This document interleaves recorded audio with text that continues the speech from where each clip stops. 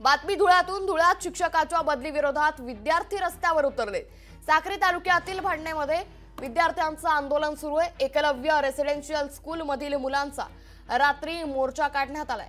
Residential स्कूलचे 80 ते 100 विद्यार्थ्यांनी नाशिककडे आपला मोर्चा वळवलाय। शिक्षक चंद्रा यांची बदली रद्द करण्याची मागणी विद्यार्थ्यांनी केली आहे।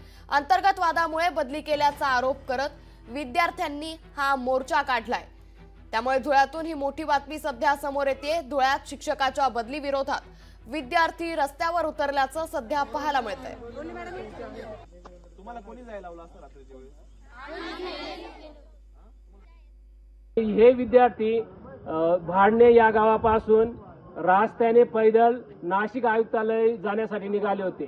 ही घटना का घडते की लहान लहान मुलं असं रस्त्यावर का येतात, तर याच्यात इथं आल्यानंतर लक्षात आलं की या शाळेचे कर्मचाऱ्यांचं जे अंदरुनी वाद होते, मध्ये जो राजकारण होतं आणि या राजकारणापायी विद्यार्थ्यांचा वापर करून बदली थांबावी हा षडयंत्र करून जो लहान लहान पोरांचं जे सर्व पालक, सर्व आदिवासी पालक दिवस रात्र करून इथं येतात, दिवसभर कष्ट करतात आणि आमचा पोरगा लहान लहान पोरं जेव्हा रस्त्यावर आले, ही गोष्ट जेव्हा लक्षात आली, जेव्हा इथं आले जाणून घेण्यासाठी, तर ही सर्व गोष्ट जी आहे ही चंद्रा सरांची बदली थांबवण्यासाठी विद्यार्थी रस्त्यावर आलेले होते। जे दोषी असतील त्यांच्यावर रीतसर चौकशी करून डिपार्टमेंट अंतर्गत त्यांच्यावर फौजदारी गुन्हे दाखल करावेत।